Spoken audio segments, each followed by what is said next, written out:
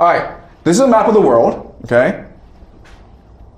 As you can see, okay, so the color scheme is this.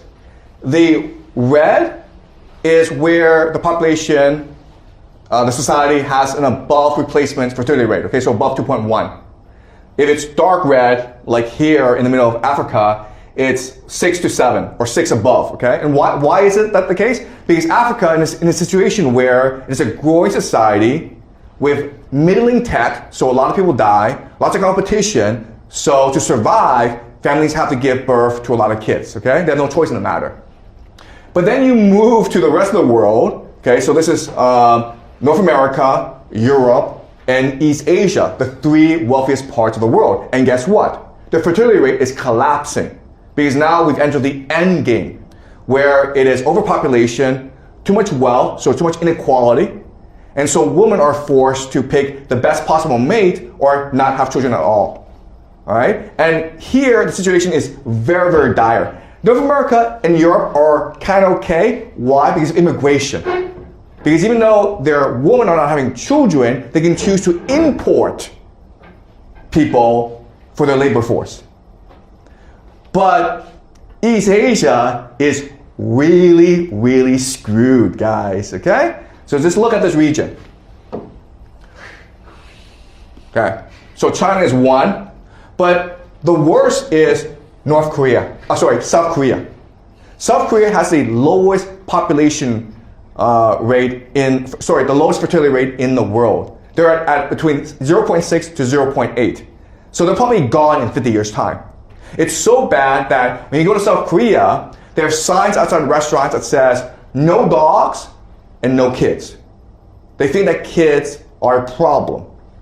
Okay? So you look at these areas, again, they are poorer, so women are forced to have more children in order to survive.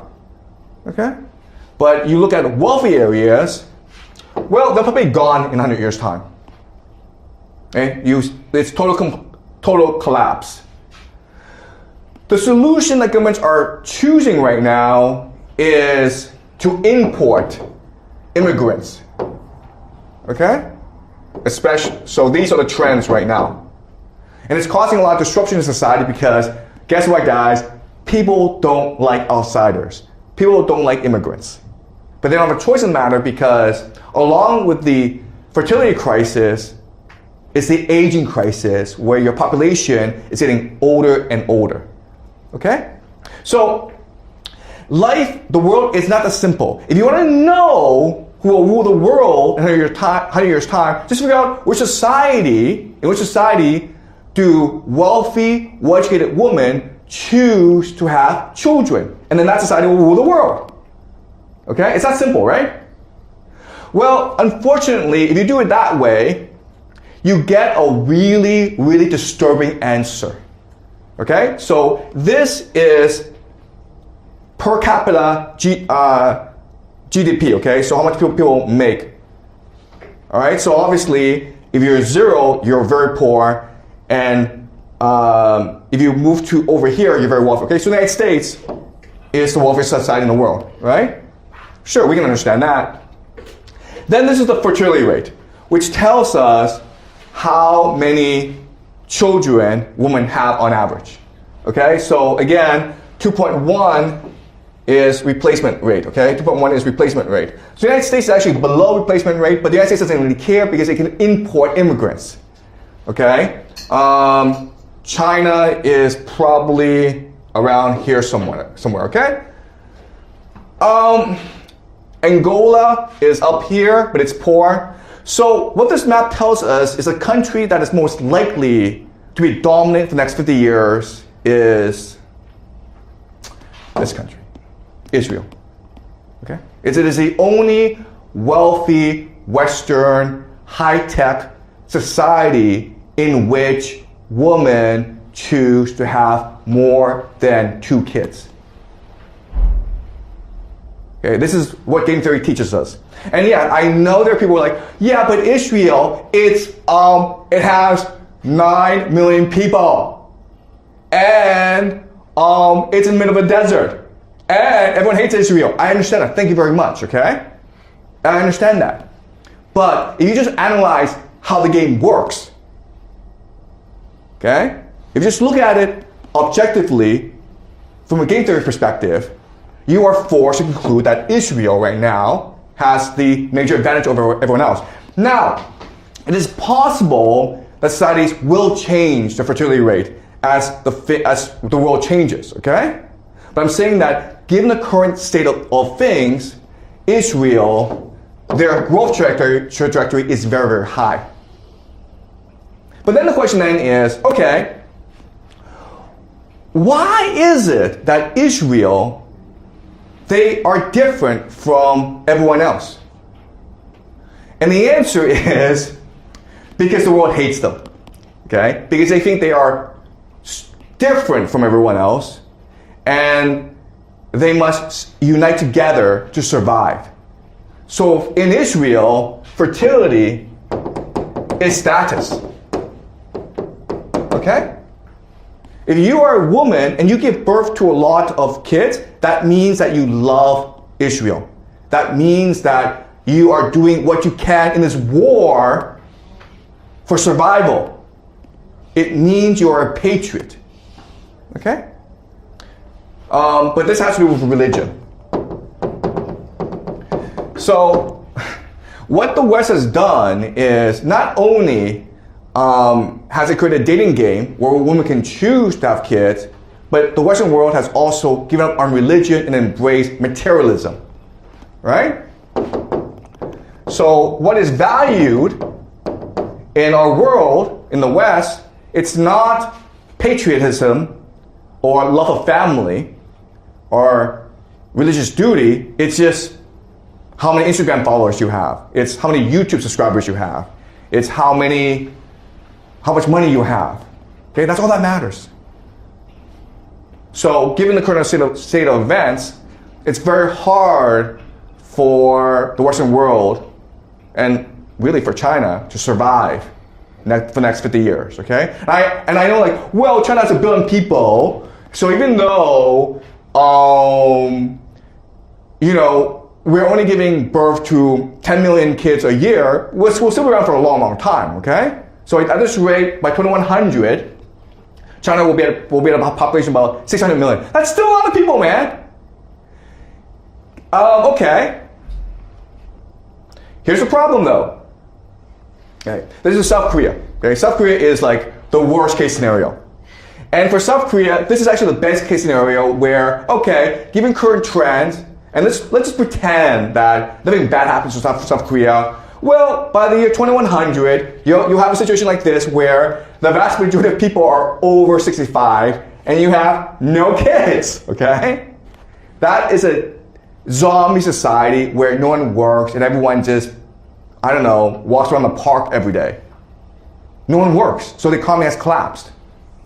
Okay, so look at this trend where we are now in here, okay, where the majority, it's still a working population, which is good, you need that for the economy, but by the time you hit 2040, okay, you've got this huge dependency and a cratering population, okay? You guys see this? Where we are? Okay, so we're at 2020, right? Okay, all right, so it's still not too bad, but by the time you hit 2040, look at this. Okay, look at this, where you have absolutely no kids, and then you have lots and lots of retirees. Okay? And then, by the time you hit 2060, oh my God. Right?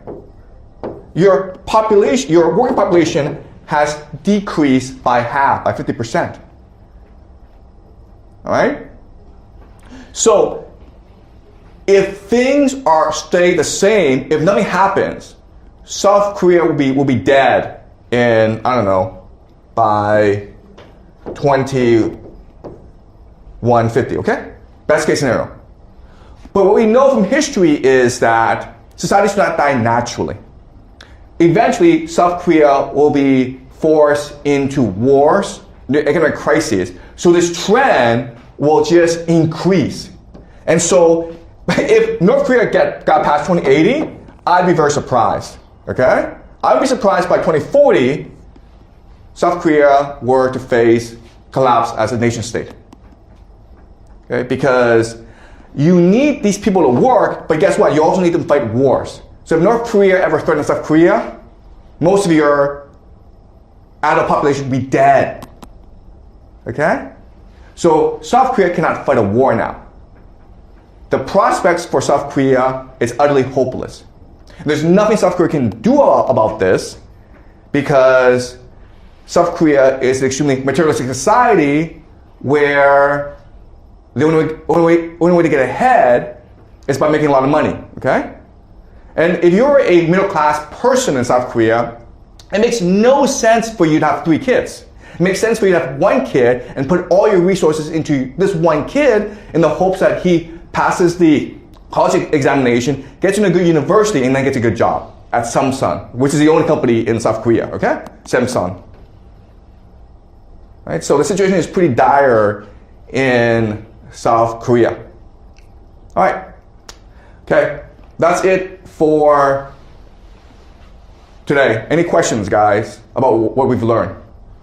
Yeah. Okay. Big. Yeah. Just speaking on the mic, please. Oh, thanks. So for the last graph that we talked about Israel, and I've noticed that the Saudi Arabia that is also like have not bad GDP per capita and fertility rate. So, but for Saudi Arabia, maybe I'm wrong. Like stereotypically, that they didn't receive much hate as Israel did. So why did they like at the similar position as Israel? Okay, that's actually a really good question. Okay, all right. So Saudi Arabia, as you can see from this map, it's a very wealthy society. And families have about 4 kids on average. All right, so Saudi Arabia is actually an outlier. And the reason why is that it gets all its money from oil revenues, okay? So it sells oil around the world. What does it do? It creates a welfare state using this oil. So you're incentivized to have many children as possible because the government will pay for it. Free schooling, free healthcare, free housing, and then a guaranteed job. So it's basically like socialism. It's also a Muslim country, so you have this religious duty, imperative to have as many children as possible. Okay? But the problem with Saudi Arabia is the idea of human capital, where it is not really a modern society in which people are well educated and they're contributing to the economy. Okay? Saudi Arabia just gets all its money from oil, and that's it. It's trying to grow terrorism. It's trying to develop its human capital, but it doesn't really work. Okay, so you're right in that Saudi Arabia, it seems to be doing well, but it's not really. Okay, but also like people will argue about Israel as well. We're like, well, Israel gets all its money from the United States, and it's the American military that supports Israel. That's true to a certain extent, but I would argue that if you actually go to Israel, you will see that it's an open, dynamic society in which you're allowed to ask questions, in which you're allowed to criticize the government, in which you are given lots of opportunities for social mobility, okay? So Israel has democracy, it has innovation, okay? It has technology, okay? And Saudi Arabia doesn't have these things. If you want to be a really strong nation, then you need innovation, you need openness, you need technology, okay? It's also really highly educated, right? Okay, does that make sense? Okay, so Saudi Arabia, it's really an outlier here, all right? But the problem is what happens if Saudi Arabia runs out of oil, right? Or there's a war in the Middle East, then Saudi Arabia is kind of screwed, all right? All right. But you can also argue, no, well, Saudi Arabia, it has a lot of money and maybe, okay? So game theory doesn't give us the answers. Game theory, it just gives us a guide to ask questions and do research, okay? Does that make sense? Yeah? I have a question about like when is this data? It's rose about 2009, right? So how about now? Did it change a lot? or like is there anything change? Okay. Okay, yeah. So you asked about the sourcing of the data. Okay, and you're right in that there'll be fluctuation, okay? But but this is 2024, okay? 2024, and this is Israel right here. Okay? Alright, so if it's red, it's above replacement. Alright, and if you just Google Israel population fertility rate, Israel is the only wealthy nation in the world that has an above replacement fertility rate, okay? Alright. Okay? Any more questions, guys? Alright, great. So I will see you guys next class. Welcome back, ladies and gents. Welcome to SPZ Space. I welcome you, ladies and gents, with love and gratitudes. Many hugs from Kenya, South Africa, Zimbabwe, all over Africa. I welcome you and I love you. So this is a part 2 of this issue of birth rates. So right now I will be covering 4 questions here. Rather say 4 statements, if I may say so, that will at least give us some clarity of why white people are so constantly behind our backs with our rising birth rates. As we know that Nigeria is number 1 in terms of these high birth rates. So without wasting any time, I will start by saying birth rates. The first point is birth rates of African countries. As I've said that Nigeria is number 1. It's over 2.1. It's way over 2.1. I think it's like 5.1 or something. You may correct me so if I'm wrong. These birth rates, they are not high because of maybe people are lazy, they don't have time to work and so forth. Birth rates, they rise because us as Black people, we understood or we understand better that in order for us to survive, we need to have children that will support the generation that is aging. And in many countries, technology, or maybe I can say smart cities, they are not the main thing that diverses us or derail us from actually giving birth rates. And remember, these companies that we have, it might be whether retail, banking, or mining, or whatever. Pretty much capitalism, it is an issue that sometimes suppress such birth rates in many countries because of they see children as burden, and there's high prices in terms of food for babies. What do we call it? This we call it amanapken in our language, but I mean that anything that has to do to help children to grow better or to maintain them, the prices are very high. And in that way, that's why people, they have less babies and even time that is demanded from them, because many, they work 40 hours, sometimes others they work 60 hours a week. On that alone, it doesn't support a high birth rate in terms of you having time to think about having a child or to think about growing your family.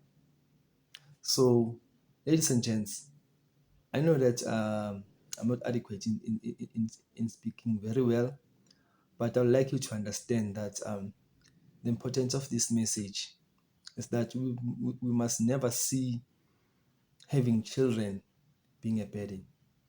Korea right now Korea and Japan is the number one with lowest birth rate. It's even less than 1.1. So if we get to that, that will be a very consequential thing that will make us as a Sizwe, we will lose ourselves. So point number two, why birth rates are high in Africa. As I've said, they are high because we understand that the younger generations, they need to support the aging generations. And we understood very long that children are free labor. What I mean free labor, I'm not saying free labor because of slavering them, or maybe taking their energy out for your own use. They are free labor in terms of that they will learn as they go, as they serve their own families, in terms of maybe if you have a farm, if maybe you have a big family, like maybe like you're planting, or maybe like you have a small business.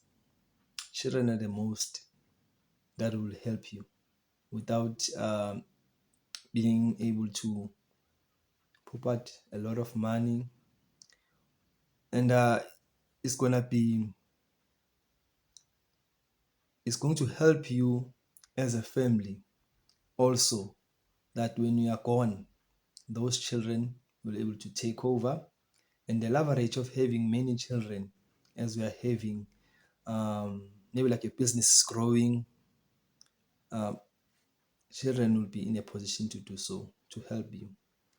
And why also the populations are so high, it is because sometimes, as you may say, people, they have a lot of time to themselves.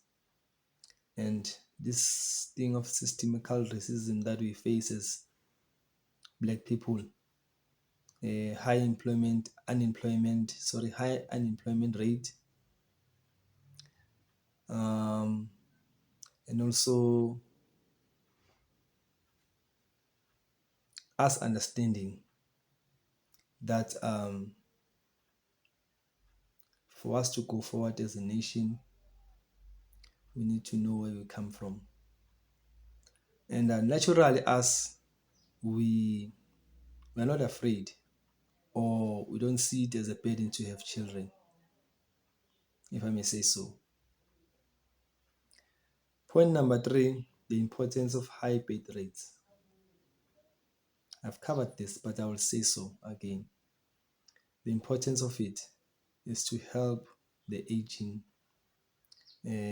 older generation, because we must never be below the replacement rate, because other countries, they are there in 2.1. Recently, I've seen that Israel is the only wealthiest nation that is like over 2.1. Europe, America, and other countries is not working for them.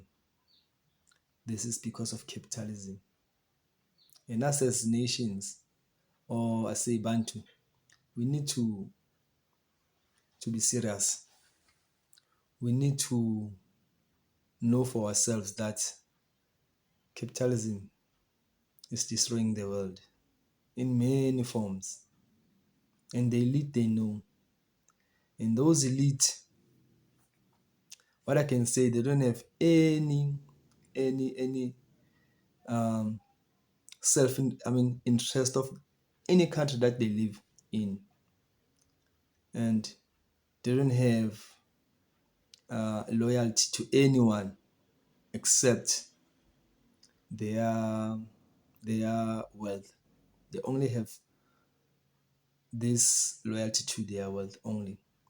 If it means that South Africa will fall, after South Africa have fallen, they will move on to another country. Take it right now. America is falling now in real time. And the wealthiest, they're not even worried about it. They don't care about the masses. But us as Africans, we have Ubuntu. We love one another. We don't put money first.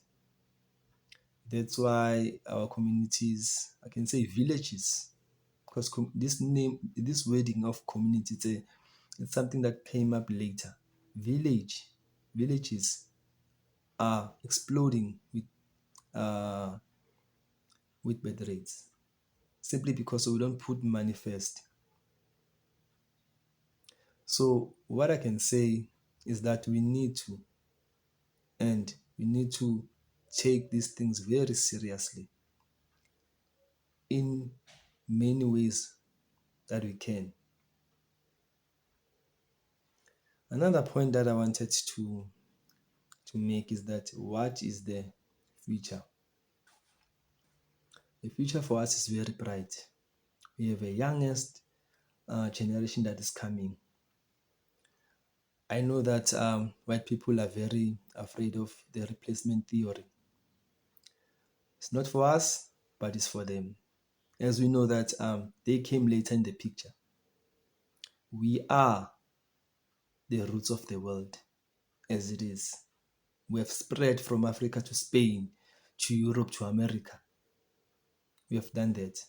And we will still do it again as they are declining right now. Ladies and gents, please, I would like you to research for yourselves.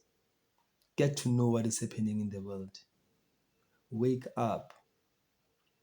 Our future lies in us waking up, knowing the system. The system is not designed for us. Even the white people, the system is not designed for them. But they don't know it because of they were being blinded by the privileges that they were given. We are the ones that know the system at hand in real time. Because poverty, remember, is not the curse, it's not something that comes from God, but poverty is manufactured. They use it as a leverage for you not to wake up, but to always constantly want to go and work for survival. Remember, when we wake up, when we try to get out of the system, it won't be easy. And getting out of the system, it doesn't have comfort. For us to know what the future holds for us is to teach our children the truth that is taking place right now. But for us to do that is for us as parents, grannies, guidance, teachers, to know the truth ourselves and to swallow it even if it's bitter. We need to do so. And it will help us to do our best and to uplift our country. I'm not a fan of this thing called country, but for now, it's something that we need to focus on. Because I take Africa as a whole, not as pieces as it was being presented at us by the colonialists.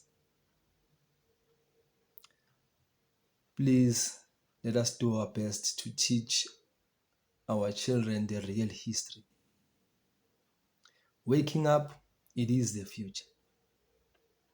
And waking up, it is a tool that we need more than anything else, if not waking up and uniting. I love you, my brothers and sisters, with much great love. Let us check the vaccines. Let us research about the vaccines, because clearly they are not designed for us. They are designed to suppress us in many ways than we know. A white man came here to be a sting, a hot sting in us. We need to take that to consideration. I know that others, they want apartheid to come back in South Africa. And one thing for sure that I know why they do so is the lack of knowledge. It's the lack of past. It's the distractions that they see that is happening. Not knowing that why there is corruption, what causes corruption. Please, man, Pasakai, we need to look back. Not as assault, but to look back and know who's the real enemy to us. And we need to do things ourselves, not to rely on a white man. The system, it's a white man. And the system is not for you, like it or not. Please don't forget to share and subscribe, as I'll be bringing more. I love you, and I'll see you in the next one. Peace out.